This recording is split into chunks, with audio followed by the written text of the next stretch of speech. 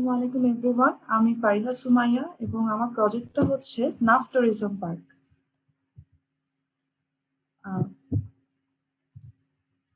এটা হচ্ছে আমার কন্টেন্ট, যেটাতে site introduction, contextual study, site analysis, project specific consideration, master plan, form, function এবং স্পেশাল অর্গানাইজেশন আমি দেখাবো। প্রথমেই সাইট ইন্ট্রোডাকশন। জিওগ্রাফিক্যাল লোকেশনটা যদি বলি, আমার প্রজেক্টটা হচ্ছে জালিয়ার দ্বীপে। জালিয়ার দ্বীপ হচ্ছে একটা আইল্যান্ড যেটা বাংলাদেশ এবং মিয়ানমারের মধ্যবর্তী স্থানে নাফ নদীর উপর অবস্থিত।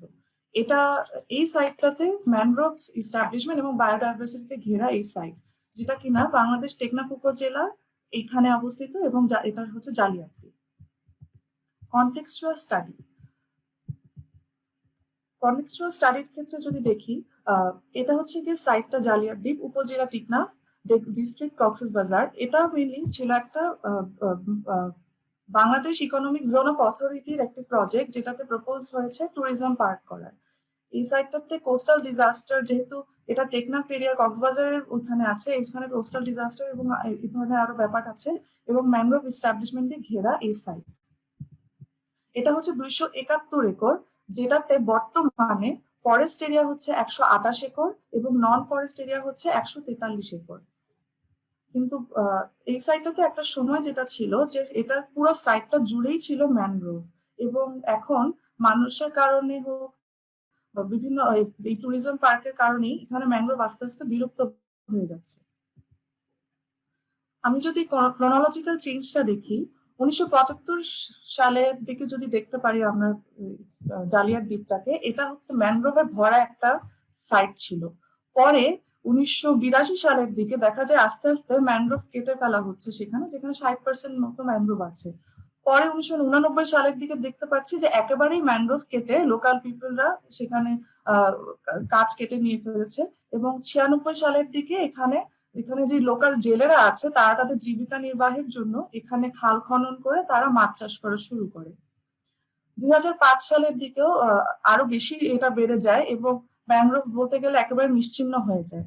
2010 সালের দিকে যেটা হয় যে সরকার খেয়াল করে যে এখানে যেহেতু এটা মায়ানমার বর্ডারের কাছে এবং একেবারে আইসোলেটেড একটা ল্যান্ড, যেখানে মানুষের অ্যাক্সেস আসলে নাই, তো এখানে প্রচুর পরিমাণে ইলিগাল অ্যাক্টিভিটিস শুরু হয়। তো এটা কিভাবে কমানো যায়, তো এটা কিভাবে থামানো যায়, তো সরকার একটা স্টেপ নেয় যে এখানে নাফ ট্যুরিজম পার্ক ইন্ট্রোডিউস করবে, যেটার মাধ্যমে মানুষের অ্যাক্সেস হবে এবং এই ইলিগাল অ্যাক্টিভিটি গুলো বন্ধ হয়ে যাবে। তো 10 সালে প্রজেক্টটা হাতে নেওয়া হয় এবং 12 সালের দিকে এটার কাজটা মোটামুটি ভাবে শুরু করা হয়। তো 15 সালের দিকে যেটা হয় যে কিছু পলিটিক্যাল কারণে এখানে হচ্ছে গিয়ে কনস্ট্রাকশনের কাজ বন্ধ হয়ে যায় এবং জেলেরা দেখা যায় আবার এখানে এসে ওরা তাদের মাছ চাষ শুরু করে। এখন বর্তমানে 20-এর দিকে আবার কনস্ট্রাকশনের কাজ শুরু হচ্ছে।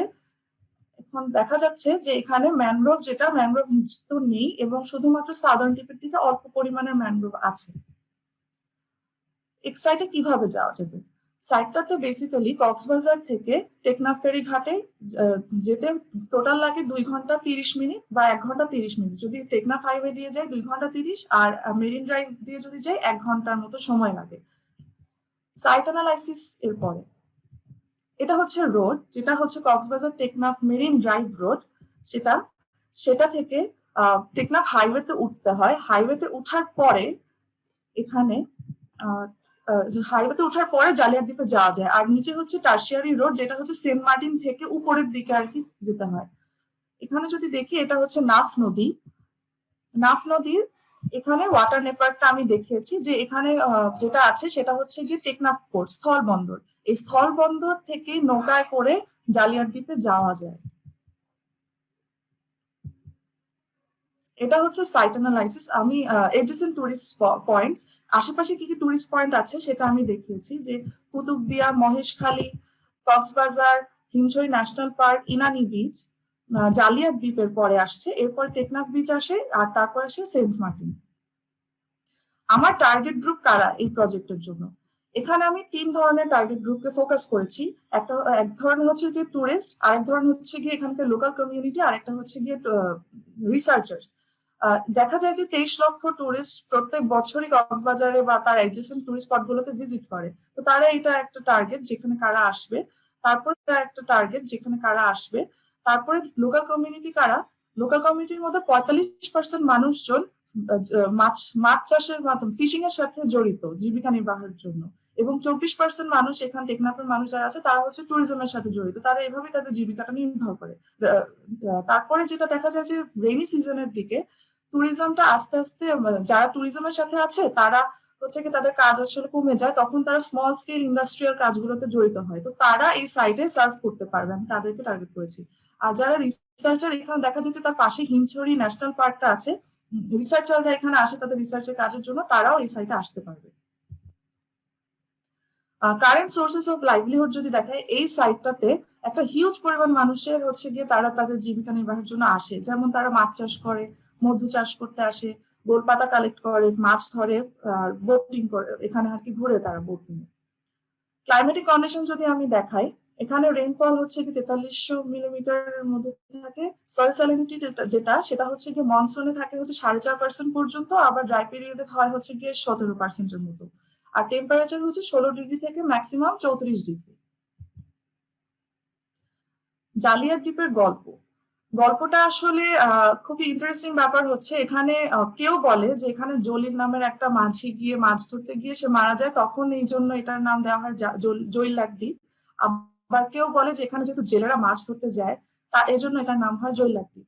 এখানে মাছ যারা ধরতে যায় তারা এই ল্যান্ডটাতে থাকে না, তারা করে কি, তারা হচ্ছে এখানে 6 মাসের জন্য, মানে ওই মনসুনের সময়টা 6 মাসের জন্য তারা এখানে ছোট টেম্পোরারি বাসা বানায়, তারা ওইখানে মাছ চাষ করে তারা আবার চলে যায়। কন্ট্রোল ম্যাপের ক্ষেত্রে দেখা যায় যে আমার এই সাইটটাতে 0 থেকে 8 ফিট পর্যন্ত ভ্যারি করে, এরকম উঁচু নিচু এরকম ল্যান্ড, যেটার কারণে হচ্ছে গিয়ে ল্যান্ডটা হচ্ছে কি ইয়ে না, স্মুথ না।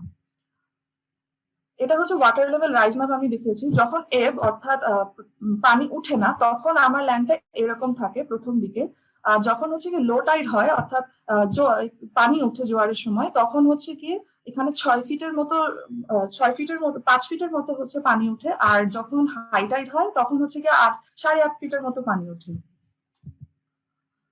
এখানে আমি একটা ইলাস্ট্রেশন দেখিয়েছি পানিটা বোঝানোর জন্য।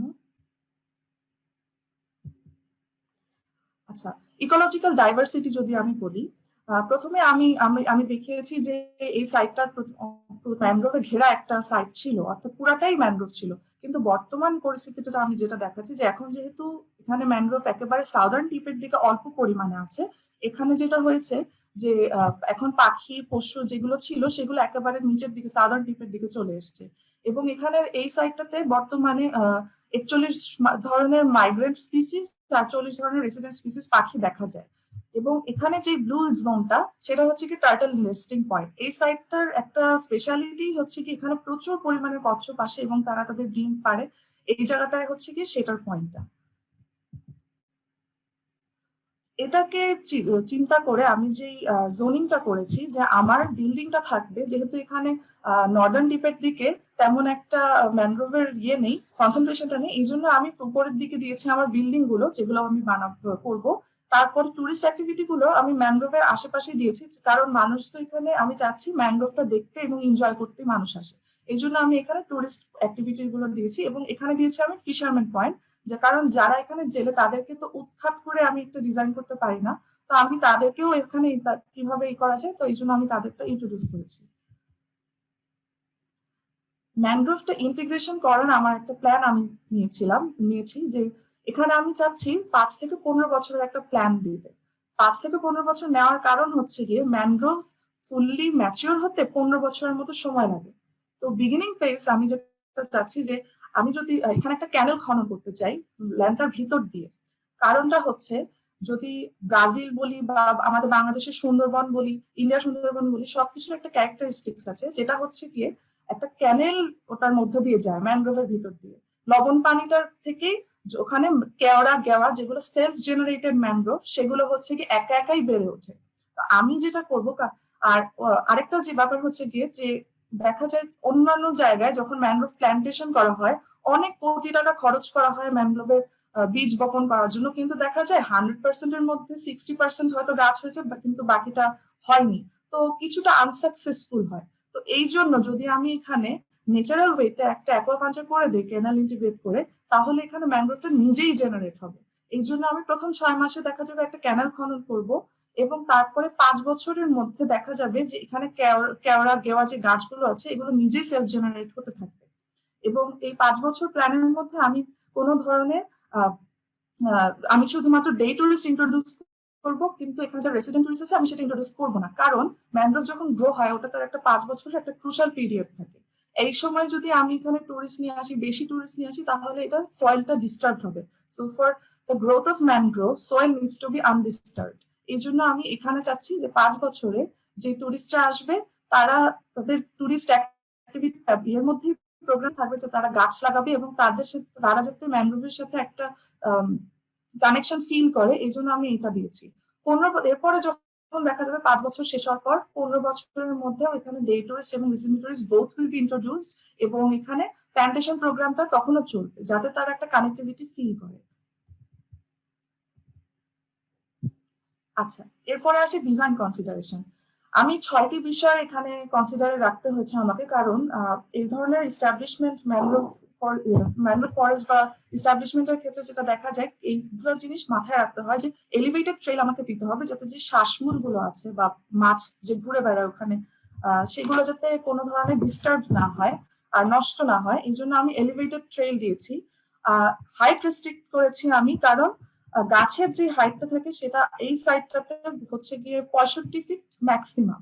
তো এটার আসলে আমি এখানে হাই রাইজ যদি দেই তাহলে এখানে অ্যাম্বিয়েন্স যেটা সেটাও নষ্ট হবে, আবার এত ভারী স্ট্রাকচার এখানে দেওয়াটাও উচিত হবে না। এই জন্য আমি এখানে দোতলা বা একতলার মধ্যে আমার হাইটটাকে সীমাবদ্ধ করেছি।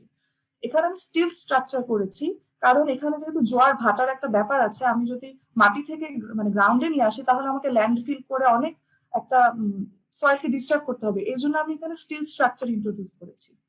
এখানে এনভায়রনমেন্ট ফ্রেন্ডলি ম্যাটেরিয়াল আমি ব্যবহার করেছি, লোহা কাঠ, যেটা হচ্ছে হিমছড়ি রিজার্ভেই পাওয়া যায়, যেটা হচ্ছে গিয়ে লবণাক্ত পানিতে নষ্ট হয় না, এটা হচ্ছে এটা একটা বৈশিষ্ট্য। এবং বাঁশ ব্যবহার করেছি, সিসি ব্লক ব্যবহার করেছি এবং গোলপাতা ব্যবহার করেছি। মিনিমাম বিল্ড স্ট্রাকচার দিয়েছি, কারণ ট্যুরিজম পার্ক মানেই যে আমাকে একেবারে অনেক দালান কোঠা দিয়ে সেটাকে করতে হবে সেটা না। আমি চাচ্ছিলাম যে এখানে যাতে ফরেস্টার ইয়েটা নষ্ট না হয়, এই জন্য মিনিমাম যতটুকু পারা যায় সেটুকু ইন্ট্রোডিউস করা, এবং নন মোটরাইজড ভেহিকল ব্যবহার করেছি যাতে হচ্ছে কি কোনো ধরনের পলিউশন না হয়। এখানে হচ্ছে কি আমার কোন প্রোগ্রামটা, যেখানে রিসর্ট হচ্ছে কি 200 জনের জন্য, মার্শ কটেজ 30টা, বিশ কটেজ 20টা, এবং ডরমিটরি 80 জন টুরিস্টের জন্য, রেস্টুরেন্ট, জিমনেশিয়াম, ফিশারম্যানদের জন্য জোন, আউটডোর অ্যাক্টিভিটি পয়েন্ট, একটা এক্সিবিশন স্পেস, ওয়াচ টাওয়ার 2টো, এবং কেবল কার স্টেশন পয়েন্ট দিয়েছি। এটা ছিল আমার প্রথমে কনসেপচুয়াল ভিজুয়ালাইজেশন যে একটা ফেজ, সেটা যেখানে আমি প্রথমে একটা আইডিয়া দিতে চাচ্ছি যে আমি পরে কি দেখবো। আমার এটা একেবারে প্রথমে প্রিলির যে কাজটা ছিল যে এখানে আমি পুরো ম্যানগ্রোভ ফরেস্টের মধ্যে ট্রেইল দিয়ে এবং এ ধরনের টুরিস্ট অ্যাট্রাকশন এনে কিভাবে জিনিসটা একটা হোল ভিজুয়ালাইজেশন পাওয়া যায় সেটা। এরপরে আসি মাস্টার প্ল্যানে। এটা হচ্ছে মাফ ট্যুরিজম পার্কের মাস্টার প্ল্যান, যেটা হচ্ছে ম্যানগ্রোভ যখন ফুল গ্রোথ হয়ে যাবে তারপরে কি আসছে, অর্থাৎ 15 বছরের মধ্যে এ ধরনের একটা ভিউ আমি দেখতে পারবো। যেটা প্রথমে আসছে হচ্ছে গিয়ে, এই দুটো হচ্ছে এন্ট্রি ফর টুরিস্ট আর এন্ট্রি ফর ফিশারম্যান।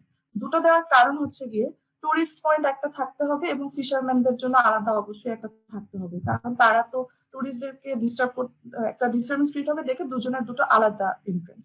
প্রথমে এন্ট্রি ফর টুরিস্টদের ঢুকবে, তারপরে আসছে হচ্ছে কি আমার রেজর্ট এরিয়া। এটা হচ্ছে আমার রেজর্ট এরিয়া, যেটা হচ্ছে কি সাদার্ন টিপের দিকে, নর্দার্ন টিপের দিকে। তারপরে আসছে watch tower, outdoor activity point, একটা বোট ঘাট, রিফ্রেশমেন্ট পয়েন্ট 500 মিটার ইন্টারভালে, কারণ মানুষ হচ্ছে কি 500 মিটার পর পর মানুষের একটা ব্রেকেজ দরকার হয়। তো এখানে ট্রেল দিয়ে হাঁটতে হাঁটতে 500 মিটার পর পর আমি হচ্ছে গিয়ে রিফ্রেশমেন্ট পয়েন্ট দিয়েছি। এরপরে আসছে ফিশারম্যান ঘাট, অর্থাৎ ফিশারম্যান এন্ট্রির সাথে যে ফিশারম্যান এরিয়াটা আছে সেই জায়গাটায় আমি ওদের জন্য মাছ ধরার একটা ঘাট দিয়েছি। এখানে একটা এক্সিবিশন স্পেস, একটা আরেকটা রিফ্রেশমেন্ট পয়েন্ট 500 মিটার পর, এবং ওয়াচ টাওয়ার এবং কেবল কার স্টেশন। কেবল কার স্টেশনটা হচ্ছে কি সেন্ট মার্টিন কেয়ারি ঘাট থেকে এখানে মাফ ট্যুরিজম পার্কের এই শেষ মাথা পর্যন্ত, যাতে মানুষ ঘুরে চলে যেতে পারে। এবং বাকি আমি ট্রেলটা এখানে শেষ করার কারণটা হচ্ছে, প্রথমেই বলেছিলাম যে সাউদার্ন টিপের দিকে এখানে প্রচুর পরিমাণে কচ্ছপ আসে, এটাই তাদের ব্রিডিং জোন। তো দেখা যায় যে মানুষের হাঁটা চলা যদি বেশি ভিতরে চলে যায় তাহলে এখানে আর সেটা থাকবে না।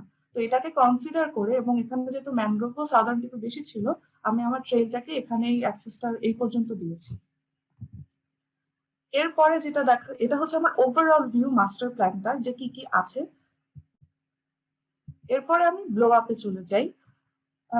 এটা হচ্ছে গিয়ে blow up of resort zone. এখানে রিসর্ট যদি আমি দেখি, এখানে হচ্ছে প্রথমে হচ্ছে গিয়ে এন্ট্রি ঘাট যেটা, তারপরে আসে হচ্ছে গিয়ে রিসেপশন অ্যান্ড সার্ভিস ব্লক, তারপরে রেস্টুরেন্ট আসে এবং তারপর আসে একটা ডর্ম যেটা ডে টুরিস্টরা যেখানে চাইলে থেকে চলে যেতে পারে, আবার থাকতেও পারে। আর তারপরে আসে হচ্ছে কি এখানে বিচ কটেজ, আর এখানে 6 নম্বরে আসে হচ্ছে কি আমার মার্শ কটেজ। এটা হচ্ছে কি এন্ট্রি ঘাট। যদি আমি দেখি, এখানে এন্ট্রি ঘাট থেকে ঢুকে এখানে মানুষ এসে বসতে পারবে, তারপরে যখন বাগি আসবে অর্থাৎ মোটরাইজ ভেহিকেল, এটাকে বাগি বলে, তখন এটাতে করে তারা চলে যেতে পারবে। এখানে আসছে হচ্ছে কি আমার পাবলিক জোন অর্থাৎ রিসেপশন আর অ্যাডমিন ব্লকের যেগুলো থাকে সার্ভিস ব্লক। প্রথমে যদি দেখি এটা হচ্ছে 1 নম্বরের রিসেপশন ব্লক, তার পাশে 2 থেকে 5 পর্যন্ত এটা হচ্ছে কি আমার মেকানিক্যাল জোন যেটা, অর্থাৎ substation, mechanical room, water pump, engineers room, এগুলো এখানে থাকবে। তারপরে যেই ব্লকটা, এটাতে হচ্ছে গিয়ে স্টাফদের জন্য আর বিভিন্ন ব্যাক অফ দ্য হাউসের যেগুলো ফ্যাসিলিটিস থাকে সেগুলো, অর্থাৎ store, laundry, housekeeping, linen, medical emergency room, স্টাফদের একটা রেস্ট রুম, আর 12 নম্বরে হচ্ছে গিয়ে স্টাফদের ডাইনিং, স্টাফ কিচেন থাকবে। আর এই 14 নম্বরটা হচ্ছে এখানে যদি স্টাফরা তো এখান থেকে চলে যাবে না, কিছু স্টাফ অনেক সময় থাকবে, তো তাদের জন্য একটা লিভিং ডর্ম আর কি। এরপরে এটা হচ্ছে কি রিসেপশনের সামনের অংশটা, এখান থেকে এই ভিউটা, এটা হচ্ছে উপর থেকে। এটা এই পাশে হচ্ছে কি আমার উপরের দিকে রিসেপশনটা এবং হচ্ছে কি ব্যাক অফ দ্য হাউস, আর এই পাশে হচ্ছে কি আমার পড়ছে রেস্টুরেন্টটা। এরপরে আরেকটা ব্লো আপ যেটা, সেটা হচ্ছে সেমি পাবলিক এরিয়া অর্থাৎ রেস্টুরেন্ট এবং ডরমেটরি। এখানে রেস্টুরেন্টের ক্ষেত্রে আমি বুফে ডাইনিং এবং রেস্টুরেন্ট আউটডোর ক্যাফে, কিচেন এবং সুইমিং পন্ড দিয়েছি। সুইমিং পন্ড হচ্ছে গিয়ে ইটস নট সুইমিং পুল, এটাতে সুইমিং পুলে যেটা আমরা দেখি ক্লোরিন ব্যবহার করা হয়, কিন্তু এখানে যেহেতু ম্যানগ্রোভ আমি ইন্টিগ্রেট করছি বা ম্যানগ্রোভ এখানে আছেই, তো ম্যানগ্রোভের ব্যাপারটা হচ্ছে কি একটুও যদি ক্লোরিন ম্যানগ্রোভে পড়ে তাহলে ম্যানগ্রোভের গ্রোথটা বন্ধ হয়ে যায় এবং নষ্ট হয়ে যাবে, মানে ওখানে আর কি ম্যানগ্রোভ আর হবে না। এই জন্য আমি এখানে সুইমিং পন্ড, অর্গানিক একটা পন্ড ইন্ট্রোডিউস করেছি যাতে পানি এখানে এনভায়রনমেন্টের ক্ষতি না হয়। এবং এখানে 5 নম্বরে আছে হচ্ছে গিয়ে ডরমিটরি। এখানে আমি ব্লো আপ দেখেছি রেস্টুরেন্টে। প্রথমে দেখতে পাচ্ছি এখানে হচ্ছে গিয়ে আমার যে বুফে অ্যান্ড রেস্টুরেন্ট যেটা, সেটা হচ্ছে এই ব্লকটাতে। এখানে আউটডোর ক্যাফে যেটা ওপেন, আর এই জায়গাটা করছে আমার কিচেন, আর এটা হচ্ছে গিয়ে সুইমিং পন্ড। এটার একটা সেকশন আমি দেখিয়েছি। যদি দেখি এখানে হচ্ছে গিয়ে যেগুলো গাছ হচ্ছে পানি নিজে থেকে রিফ্রেশ করে, সেই গাছ দিয়ে এখানে একটা সুইমিং পন্ডটা। এটা হচ্ছে আউটডোর ডাইনিং, এটা হচ্ছে গিয়ে ভিতরে ঢোকার এন্ট্রান্সটা, আর এটা হচ্ছে বুফে অ্যান্ড রেস্টুরেন্ট। এটা হচ্ছে কি সেটার ভিউ। এরপরে টুরিস্ট ডরমেটরি যেটা, 40 জন মানুষ এখানে থাকতে পারবে। এখানে হচ্ছে এন্ট্রিটা এবং তার চারপাশে হচ্ছে কি রুম গুলো, এবং এখানে হচ্ছে কি একটা হাউসকিপিং। আর উপরতলায় যদি যাই, উপরতলায় হচ্ছে কি এখানে একটা ব্যালকনি দিয়েছি, যেটা কিনা নাফ নদীর দিকে আছে, যেটা হচ্ছে কি মানুষ এখানে দাঁড়ায়, নাফ যারা ডর্মে থাকে তারা নাফ নদীটা দেখতে পারবে, আরাকান পাহাড় দেখতে পারবে। এটা হচ্ছে গিয়ে সেটার সেকশনটা, যেটাতে হচ্ছে গিয়ে আমি দিয়েছি এটা এন্ট্রান্স, এটা হচ্ছে ওপেন টেরেস, এবং এগুলো হচ্ছে কি ডর্ম রুম। এটা হচ্ছে কি সেটার ভিউটা। যদি দেখি, এই যে এইখানে ব্যালকনিতে দাঁড়িয়ে মানুষ হচ্ছে গিয়ে নাফ নদী দেখতে পারবে। এখানে ভিউটা পাওয়া যাচ্ছে। এই পাহাড়টা হচ্ছে আরাকান পাহাড়, যেটা হচ্ছে মায়ানমারের পাহাড়।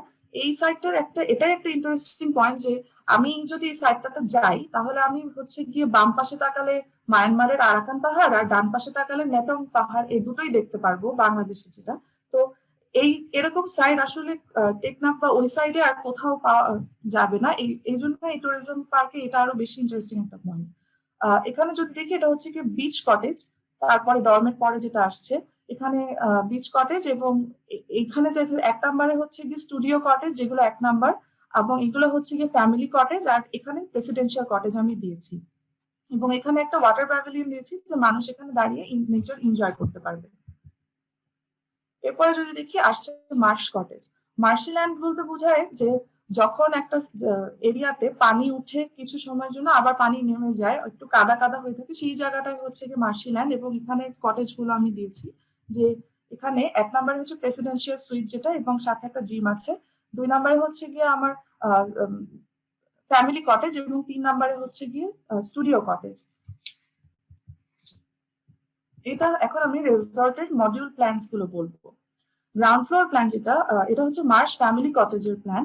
এখানে হচ্ছে গিয়ে গ্রাউন্ড ফ্লোর প্ল্যান আর ফার্স্ট ফ্লোর প্ল্যান আমি সলভ করেছি। প্রথমেই যদি বলি, ঢুকেই পাচ্ছে হচ্ছে গিয়ে একটা লিভিং স্পেস, তারপরে পাচ্ছে একটা বেডরুম, আর পরে ব্যালকনি।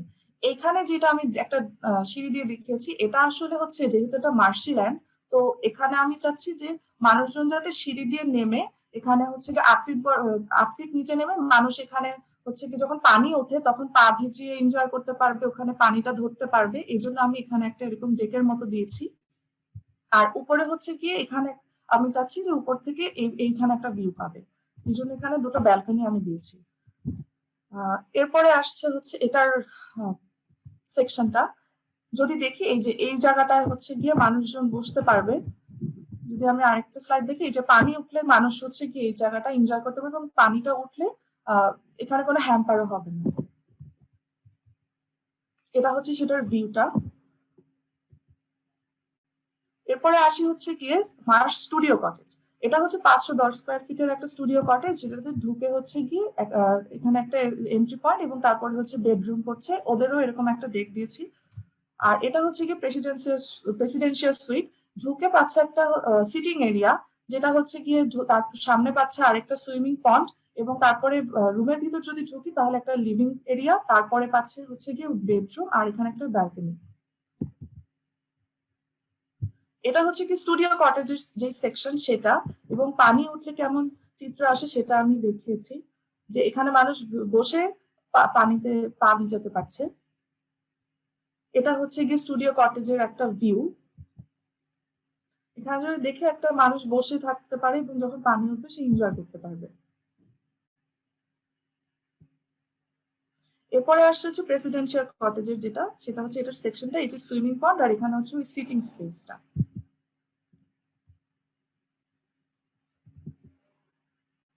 এটা হচ্ছে কি প্রেসিডেন্সিয়াল কটেজ, এখানে হচ্ছে গিয়ে সেই সুইমিং পন্ডটা। আচ্ছা, এরপরে আসে হচ্ছে বিচ বিচ কটেজের দিকে। বিচ স্টুডিও কটেজ যেটা, সেটা হচ্ছে গিয়ে আমি এখানে কোনো ডেক দেইনি, কারণ এটা হচ্ছে গিয়ে উপর থেকে মানুষজন হচ্ছে গিয়ে বিচের ধারে পানিটা দেখতে পারবে।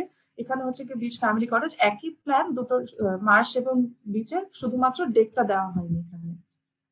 এবং এটা হচ্ছে গিয়ে সেটার সেকশন। এখানে হচ্ছে গিয়ে আমি একটা যদি আমি বিচ ফ্যামিলি কটেজ গুলোতে দাঁড়াই, তাহলে হচ্ছে আরাকান পাহাড়ের একটা দেখতে পারবো, ভিউ দেখতে পারবো। এটাই হচ্ছে কি এটার একটা স্পেশালিটি। আচ্ছা, এরপরে আসি হচ্ছে কি আমার আউটডোর অ্যাক্টিভিটিস কাউন্টার যেটা। আহ, এখানে যেটা আউটডোর অ্যাক্টিভিটি কাউন্টার, এখানে ঢুকে এটা হচ্ছে কি টিকিট কাউন্টার, এখান থেকে ওয়েটিং জোন, এবং এখানে হচ্ছে ইনস্ট্রাকশন এরিয়া। এখান থেকে মানুষ টিকিট কেটে নৌকা ভ্রমণে যেতে পারবে, সেটা হচ্ছে আউটডোর অ্যাক্টিভিটি পয়েন্ট হচ্ছে এটা। আহ, এখানে যদি দেখি, এরপরে আসছে হচ্ছে রিফ্রেশমেন্ট পয়েন্ট। 500 মিটার পর পর যে রিফ্রেশমেন্ট পয়েন্ট দিচ্ছি, সেগুলোতে একটু জুস বার আমি দিচ্ছি, কারণ মানুষ এখানে বসে চা কফি জুস এগুলো খেয়ে চারিপাশে দেখতে পারবে, নেচারটাকে এনজয় করতে পারবে। যদি এটা হচ্ছে সেটার ভিউ, প্রত্যেকটা থেকে দেখা যায় যে নেটং পাহাড় দেখা যাচ্ছে। এটা হচ্ছে ভিতরের অংশ। এরপরে আসছে আমার ফিশারম্যান এরিয়া এবং ঘাট। ফিশারম্যানদের জন্য আমি এখানে টোটাল 20 জন মানুষ যদি থাকতে পারে সেই ব্যবস্থা করেছি। যে এখানে যদি আমি প্ল্যানটার দিকে দেখি, যে এখানে আমি চাচ্ছি যে ফিশারম্যানরা যাতে তাদের জীবিকাটা আরো বেশি করে করতে পারে, তারা এখানে মাছ যেগুলো ধরবে, টুরিস্টরা যখন আসবে তারা তাদেরকে সেই মাছ তারা পছন্দ করলো, টুরিস্টরা তারা তাকে সেটা ভেজে তাকে সার্ভ করতে পারে। এই জন্য আমি এখানে দুটো ডেক দিয়েছি, যাতে আর এখানে বাসাগুলোর সামনে একটা ব্যালকনির মতো স্পেস দিয়েছি, যেটাতে হচ্ছে গিয়ে ওই জেলেরা মাছ ভাজবে এবং তাদেরকে ডেকে গিয়ে সার্ভ করবে। এটার একটা ভিউ আমি দেখালে ভালো করে বুঝাতে পারবো। এই যে হচ্ছে কি সেকশন, এখান থেকে মানুষ হচ্ছে দাঁড়িয়ে মাছ কিনছে, এবং জেলেরা এই যে এই পয়েন্টটা, এখানে দাঁড়িয়ে তারা মাছ ভাজতে পারবে, মাছ বেচতে পারবে। এই যে এটা হচ্ছে কি সেই ভিউটা। এটা হচ্ছে ফিশারম্যানদের যে বাসাটা, এখানে হচ্ছে গিয়ে সেই পয়েন্টটা বলছি, আর এটা হচ্ছে কি তাদের রুম। এরপরে বোটিং এর যে কথাটা আমি বললাম, এখন একটা ট্যুরিজম পার্কের জন্য আমাকে তো একটা জার্নি ইন্ট্রোডিউস করতে হবে। তো শুরুতেই যেটা ছিল, আমি বোটিং পয়েন্ট যেটা দিয়েছি সেটা হচ্ছে গিয়ে সেই আউটডোর অ্যাক্টিভিটি পয়েন্ট এখানে একটা, আর এখানে হচ্ছে গিয়ে এখানে আরেকটা ঘাট ফিশারম্যানদের জন্য।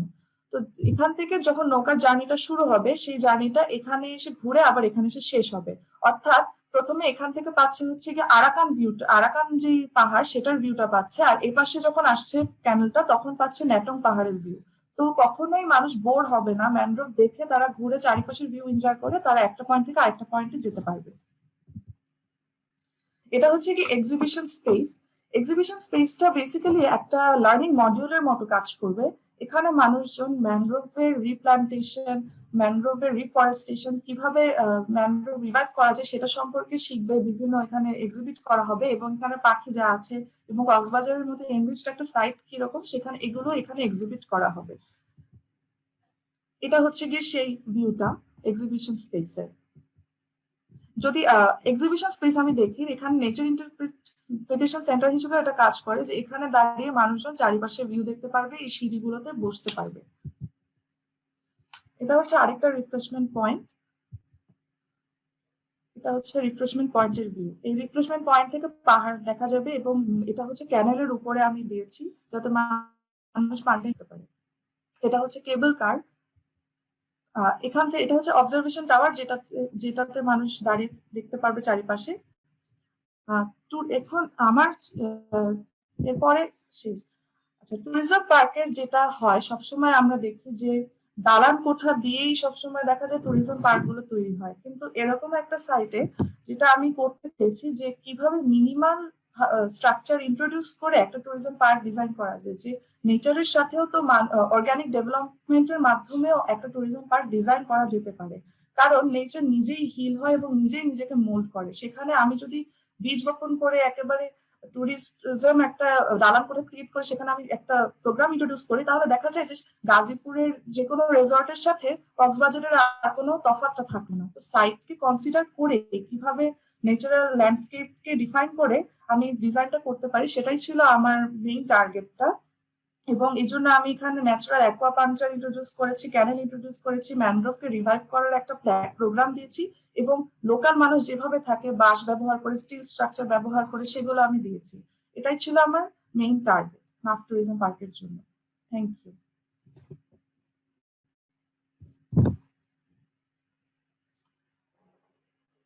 Thank you, Sumaya.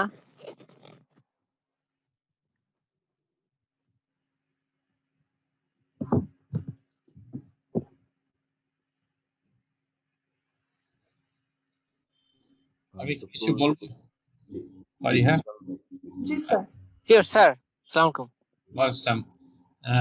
আমি প্রথমে বলতে চাই ফারিহার এই প্রেজেন্টেশনটা দেখলাম, আমরা আসলে ও একটা ব্যাপারে আমার সাথে ভাবছে, মানে ওকে আই মাস্ট কংগ্রেচুলেট যে ও আমরা অনেক সময় দেখি যে স্টুডেন্টরা ইকো ট্যুরিজম বলে, যে ফেসিলিটি অথবা রিসর্ট, ইকো রিসর্ট এরকম বলে, অ্যাকচুয়ালি ওটার মিনিংটা কি সেটাই বুঝে না এবং সেই সম্বন্ধে ক্লিয়ার ধারণা থাকে না, ভাবে যে একটা ঘর বাড়ি দিয়ে একটা করে ফেললে একটা ইকো ট্যুরিজম হয়ে গেল রিসর্ট। এখানে যেটা হচ্ছে যে এরকম একটা ইকোলজিক্যালি সেন্সিটিভ একটা জায়গায় অ্যাকচুয়ালি আর্কিটেক্ট, আমি ওইটি প্রথম থেকে লক্ষ্য করার চেষ্টা করছিলাম যে ও জিনিসটা বুঝতে পেরেছে কিনা, যে আসলে এটার সেন্সিটিভিটিটা, যে এটার নেচারকে প্রিজার্ভ করা এবং এটাকে নেচারকে নার্চার করা যে জিনিসটা, সেই জিনিসটা ও বুঝতে পেরেছে এবং সেটাকে নিয়েই পরে সে যে আর্কিটেকচার ইন্টারভেনশন অথবা যে ইয়েটা সেটা সে করেছে এবং সেভাবে করে সে ওই ম্যানগ্রোভটাকে যে রিজেনারেট করার ব্যাপারটাকে সে গুরুত্ব দিয়েছে এবং যাতে করে নেচার ওই যে সেন্সিটিভ, ইকোলজিক্যালি সেন্সিটিভ যে ন্যাচারাল যে ইটা ওইখানকার যে জিনিসগুলো সেগুলোকে সে যাতে ডিস্টার্ব না হয় বোর্ড ওয়ার্ক দিয়ে কানেক্ট করেছে।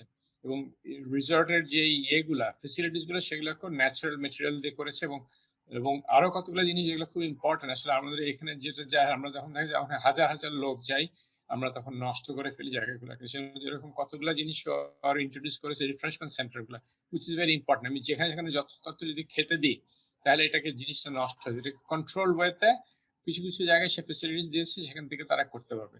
অ্যাট দ্য সেম টাইম যে আমরা যেটা বলি যে একটা ফিশারম্যান ভিলেজ অথবা একটা যে এই যে খাসিয়া পুঞ্জি অথবা আমরা ট্রাইবাল ভিলেজ এগুলো দেখি যে আমরা যেটাকে বলে ফেলি যে টুরিস্টিক একটা আমরা ধরো তাদেরকে দেখতে যাচ্ছি, তারা কতগুলো এক্সিবিটের মতন হয়েছে, সেরকম না। যেখানে জেলেদেরকে সে তাদের থাকার জায়গা দিচ্ছে এবং সেখানে তাদের যে খাবারগুলা মাছগুলা তারা বিক্রি করতে পারছে এবং সেগুলোকে সার্ভ করতে পারছে। পুরা জিনিসটাকে একটা ইন্টিগ্রেটেড এবং হোলিস্টিক অ্যাপ্রোচ নিয়ে সে করেছে আর কি। তো মানে খুবই সুন্দর, আমার কাছে খুব ভালো লেগেছে এবং আই মাস্ট কংগ্রেচুলেট ফারিহা।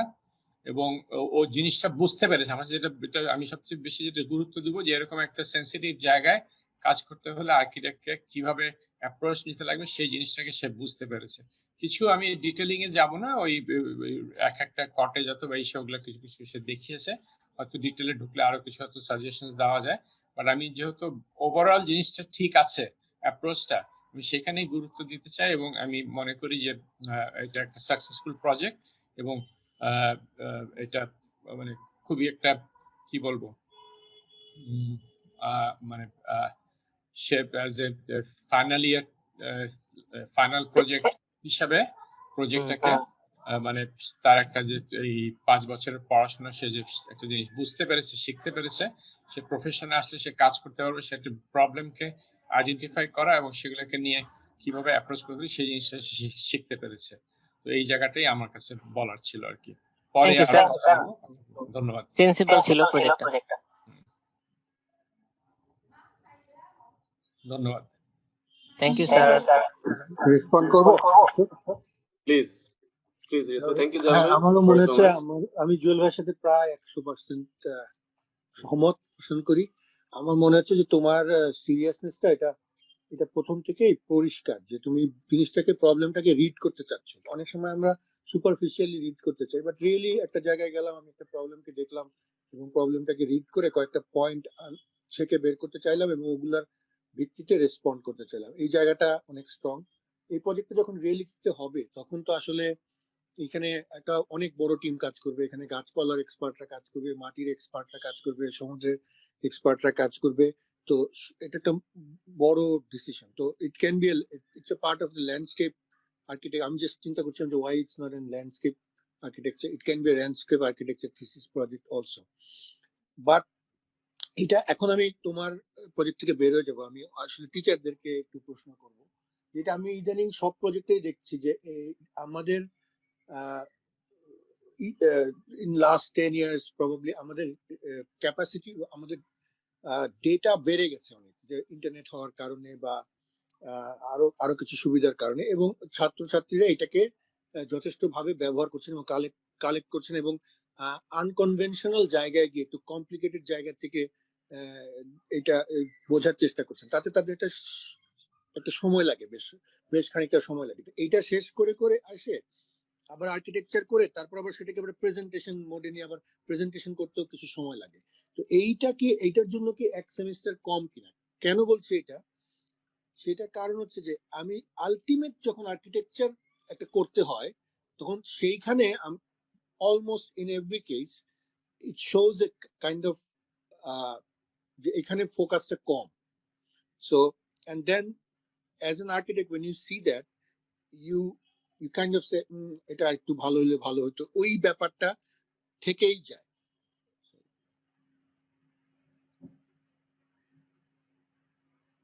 শোনা যাচ্ছে? সরি, হ্যালো, স্যার আমি যদি এখানেও কটেজ গুলাকে জুয়েল ভাই যেটা বললেন যে প্রত্যেকটাতে এরকম হয়, আমাদেরকে একটা জায়গায় গিয়ে বলতে না এগুলা দেখবো না, এখানে ঝামেলা থাকতে পারে, কিন্তু তার মানে কি এটা নিশ্চয়ই একজনের কোন একটা এটা একটা কজ যদি আমরা বের করতে চাই যে why it is happening, because I have seen that people spending a lot of time in searching and getting to know the problem better, and then there is a presentation time in between.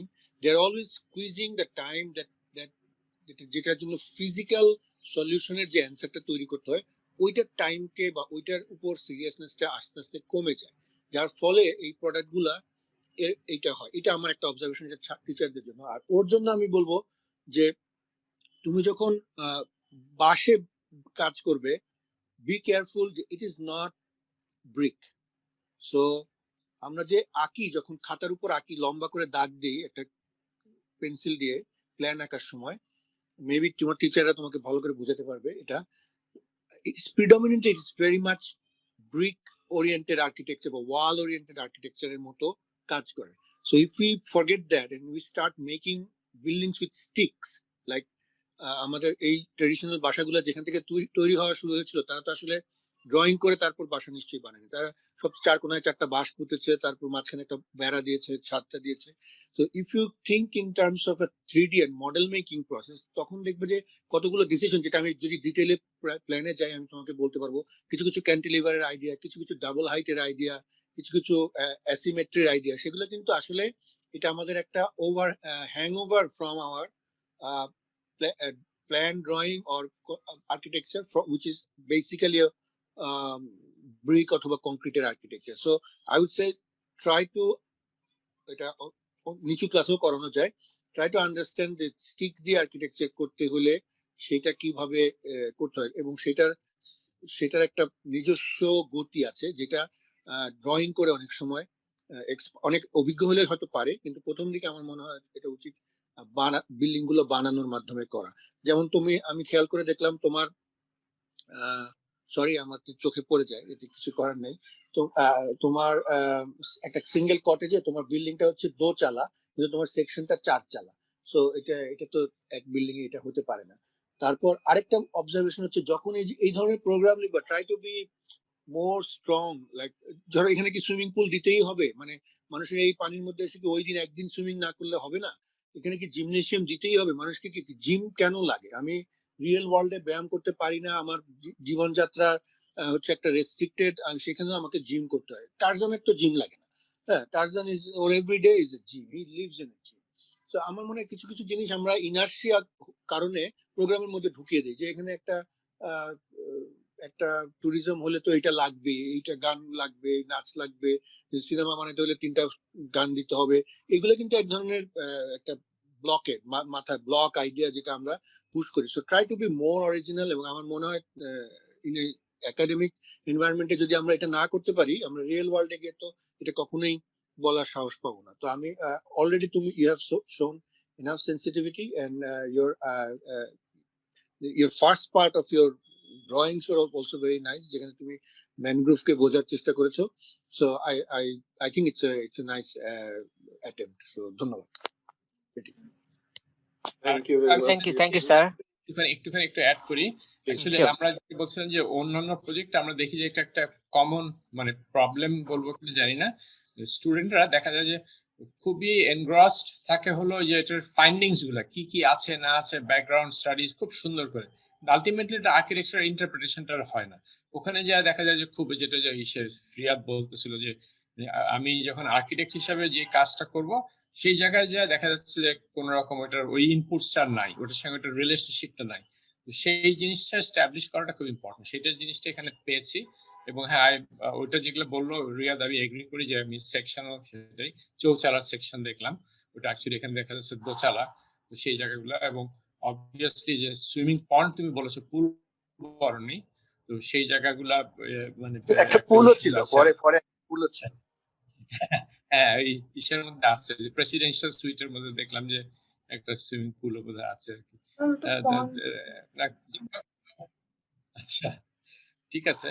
তাই এমনি এই জিনিসগুলো just ভালোভাবে interpret করে। এবং বেড়া না দিয়ে আমি যে ব্যাম্বু স্টিক দিয়ে যেটা বলছিল, সেটা দিয়ে করলে কি ধরনের কনস্ট্রাকশন হবে নাকি বেড়া হবে, সেই জায়গাগুলো একটু হয়তো আর একটু ডিটেল থাকলে আর কমপ্লিটনেসটা আসতো। ধন্যবাদ। Thank you sir. আমরা কি নেক্সটটাতে প্রসিড করব? আর যদি কারোর কিছু না থাকে, এমনি আমার একটু বলি ভাস্কর ভাই প্লিজ। না মানে এমনি ধরো তুমি এখানে কেবল কার্ভের ব্যাপারগুলো দিয়েছো, মানে আমি তখন চিন্তা করতেছিলাম যে আমাদের তো অবশ্যই উচিত কম ইন্টারভেনশন করা এই দ্বীপে। তাইলে যদি আমি এমনই হতো, আমি কেবল কারের এই মাথা থেকে উঠে ওই মাথায় নামতাম, তাহলে তো আমার কোনো ঘাটও লাগবে না। মানে এটা কি সম্ভব কিনা এরকম একটা জায়গায়। সেকেন্ড জিনিস হচ্ছে গিয়ে, যেমন ধরো এরকম জায়গায় যখন টুরিস্টরা আসবে, হয়তো আমি একটা জায়গায় দেখা দিলাম এটা হচ্ছে কোস্ট গার্ডদের জন্য জায়গা, তাই না? তখন আসলে এটা প্রয়োজন হবে, তুমি তো প্র্যাকটিক্যাল সমাধান নিয়ে করতেছো। হ্যাঁ, কোস্ট গার্ড আসা উচিত for security or what ever. এরকম একটা জিনিস। আরেকটা জিনিস মনে হয় যে তুমি তো অনেক ডিটেইলে কাজ করছো, যেখানে আসলে আমি মাছ ভাজি করে কোথায় কিভাবে খাবো।